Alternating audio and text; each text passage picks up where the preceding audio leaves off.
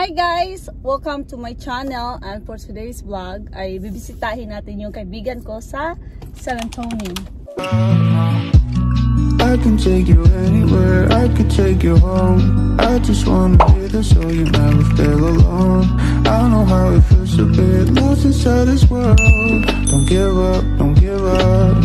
Let's go. Ako yung magdadrive guys. Ready? Okay. One car behind. Okay, maybe you wipe yours. Here. Thank you, sir. Wipe it. Sobrang aga pa guys, 8 o'clock AM pa. Kailangan namin pumunta doon kasi doon kami kakain ng Okay. Just put on fruit. lunch. This is school time. I can see. I need to go.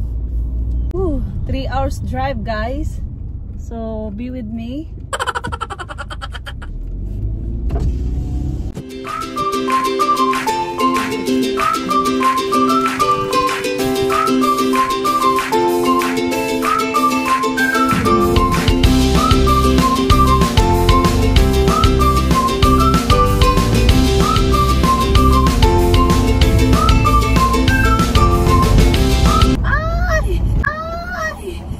What's that? So ayun guys, bumalik kami sa bahay kasi may nakalimutan yung isa shade ko. Kailangan ko ng shade kasi ang init. Put this in the ref.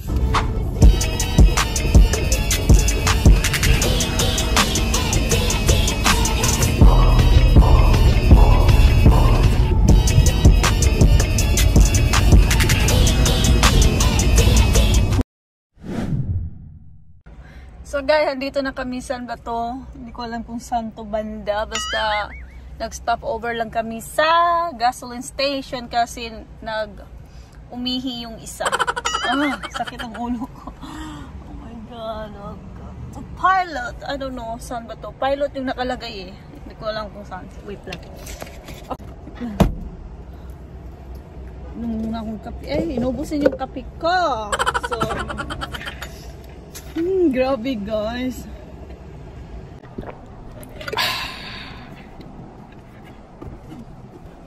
Umihi yung isa eh. Saan ba yun? Sabi niyo may hash brown ako dito. Saan kaya? Ayan. Dito lang. Nagutom din. Habang gantay natin siya, kain muna tayo ng hash brown. Favorite ito. Ito yung favorite ko sa McDonald's. Hanggang San Antonio yata ako mag-drive. Pero paggabi siya yung ipag-ano ko kasi gusto ko matulog. Nakakaba siya guys, sobra. Lalo na pag first time mong bugahin ng ganito kalayo, 3 hours, tapos ikaw yung mag-drive.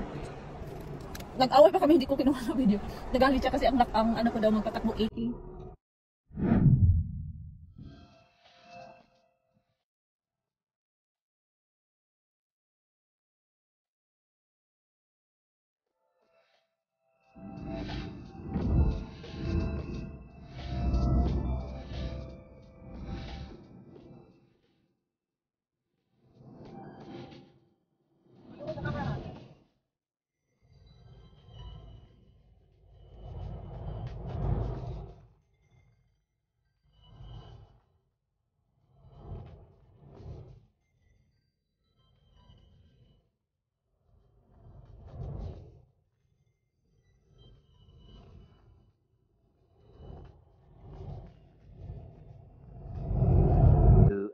Later.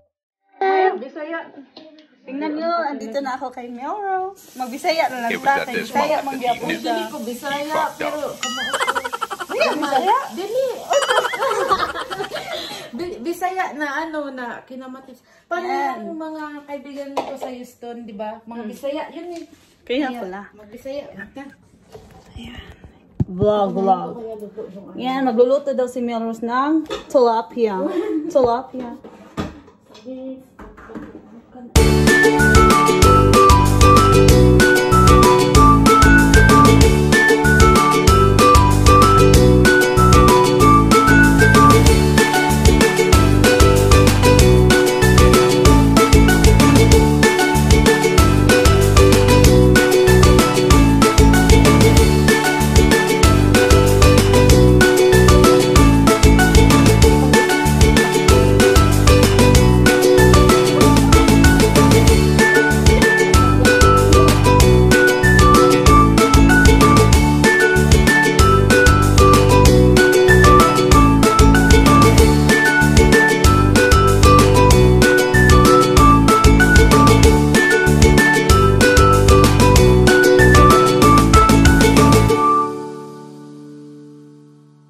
chop yung unahin natin guys. Yung lulutuin natin. Ayan.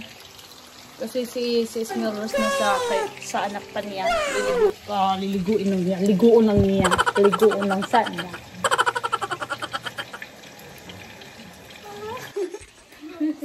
This Andrew. Come here. Come here. Say hi to my vlog first. Say hi, say hi. Hey. This one ba, Andrew? This one. Hey. Say hi to my vlog. Hi. Say hi, say something. Do you like this?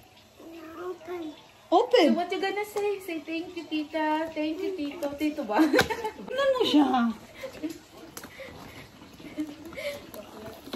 You need to assemble. You know how to assemble this? Huh? Yeah, you need to assemble it. Open it. No, over here. Over here. Let's go here, Andrew. Come here. Come here. Or you go there in the front of the TV. Do you know this too? You know how to assemble this? Huh? Yeah. Do you like it? Huh? Ba't nahiyain ka ngayon? Ba't siya nahiya kay... For something. Wait. Let's get it first. Let me help you. Are you still sleepy? Andrew? Are you still sleepy? You're gonna go back to Philippines too. Okay, open it. Oh, he knows he's here with you? Yeah. Open it. Wait. Wow! Nagustuhan niya yung gift ko. Tingnan mo! Tingnan mo siya! Yan, nagustuhan niya guys yung gift. Hawaii? Si so,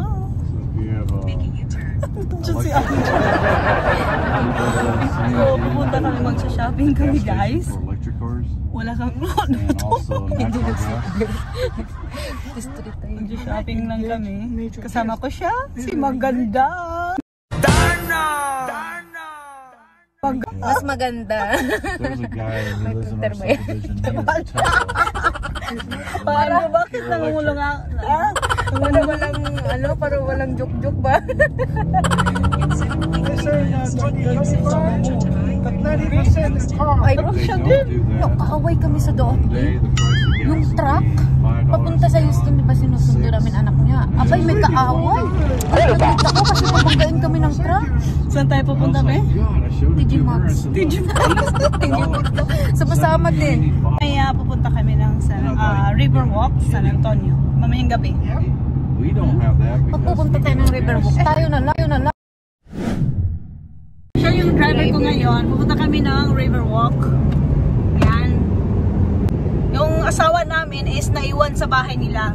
Nag-uusap. Iwan ko anong pinag-usapan kasi ang bilis nagkaano yung dalawa, no? Nagkasundo. Nag-drive lang na sila lang dalawa tapos Oo nga, iniwan namin sila sa pumasyal kami ni Sis Ron sa mall. May binili lang kami tapos yung dalawa iniwan namin sa sasakyan. Anong pinag-usapan nila? Wala na kami pake kasi kami aalas kami. Anong sabi daw? Speed limit? speed limit daw. Over speed limit ka? Oo. Ingat ka be. So, see you later guys. Hi, Tita. It's a cool view. Alright guys, as I'm getting set up back here, I want y'all to do me a favor, okay? Now, with your right hand, go under your seat, grab your seatbelt, put it on.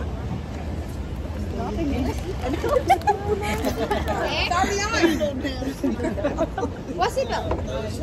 There's no seatbelt. There's no seatbelt, guys. Okay?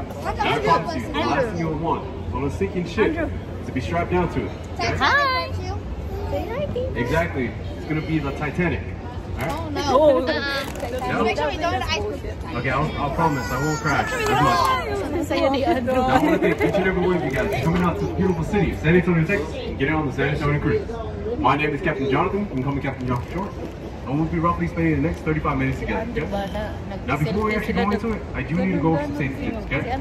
Number one, please stay seated at all times. Ano Okay? siya ba? First day, Number 2, no smoking on my boat. Now that means cigarettes, your jewels, your wax tobacco, your dip, your Tide Pods, none of that, okay guys? Number 3, keep everything inside the boat at all times. That means head, shoulders, knees, and toes, and all feet must stay inside. Now last but not least, if we do end up hitting ice, okay? Yes. I don't want y'all to panic. Okay, I can be in documentary. No worries. Okay? More than likely, I'll be alright. I don't know about y'all. I'm gonna go down with the ship. I'm joking with y'all. Make sure you Saya ni Life Andrew. preservers underneath these lip panels. I don't give them Andrew, out. I'm gonna Okay, upload guys? this on my YouTube, Andrew. Now starting up on the left hand side, this is known as the Omni La Mansión. Now the Omni La Mansión opened up its doors back in the 1800s. And believe it or not, this was a very smaller building. So guys, nandito kami sa ferry. Now when they opened up, it was known as the St. Mary's School for Boys. It's a very religious school. Kaya nga behave siya. Now after a few years, Tingnan nyo yun, they did increase the ginalaw namin population. siya. They did move to the west Yeah. side. Thank you, and it is now babe. known as Say hi to St. my Mary's vlog. College. Hi! The alumni Mag-vlog ka purchased na this kayo. building back in 1966 Mayayain to 2 years Mayayain din the kaya ako. luxurious hotel, Ikaw La magaling ka Mansión, sa mayaw. which opened up Ano on the naman World's Fair of yung topic ko? 1968. Sa topic mo about. Now, as we Kakain exit kami this sa bridge, likod I ng want y'all to bahay. do me a favor, okay, guys? Now, as soon as we exit this bridge, I want you to look to the left and Magdadala kami all the way kaldero sa up. labas. It's gonna look like a very two-dimensional building. And it's coming up right here, coming up on the left-hand side. Look all the way up, guys. Si Andrew. It looks like it's about to fall. That looks very flat, right? It looks like you can run up. Now, that is actually known as the Nix Hospital. They opened up the doors back in 1930. Sumakay lang kami sa ano guys, at tipatingin ko sa inyo yung United States. It actually has Labas. central air conditioning, and they also have a bar in the big Carol Burnett. Yay!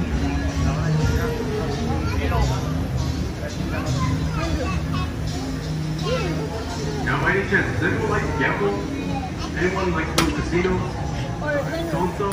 Okay, so right here is known as the Casino Club Building. And they opened up the doors back in 1927. Sit down. Now, unfortunately, it was never actually used as a casino. So you got to get together. The Casino Association and the San Antonio Club. They all got a thing. Now, believe it or not, it's been used as an apartment complex. And Alex Haley, the author, the famous book Roots, stayed there. Why he wrote the book, and so did Tommy Lee Jones. What did you say?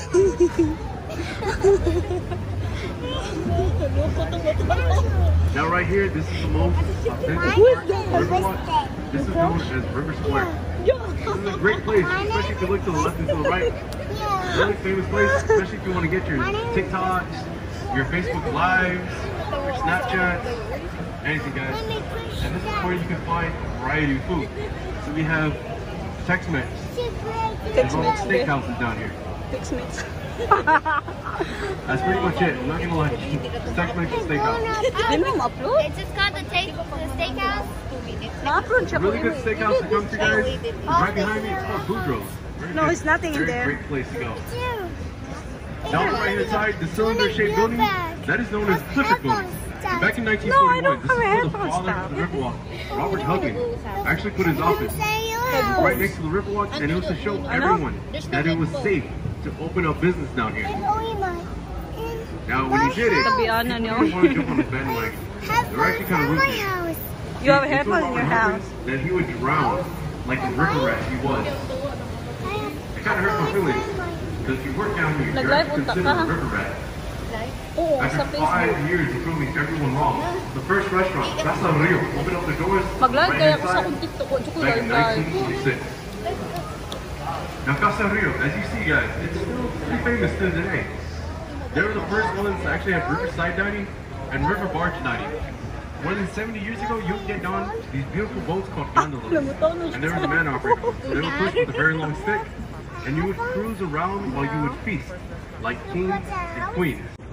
And it still stands in the Guinness Book of World Records as the largest building ever moved on city streets using pneumatic tires. Now, if you don't believe me, guys, you can actually look it up on YouTube. It's called the movement of the Fairmont Hotel. And you can see when they moved the Fairmont Hotel, it only moved about 0.06 miles every hour. Only 6 inches. Yung electric And fan. when they lifted it up, they found cannonballs.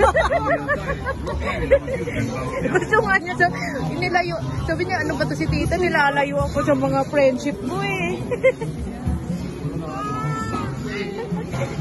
In 1968 from Portugal. Ayun na naman. Kanya-kanya. Hello. A retail store, and there is also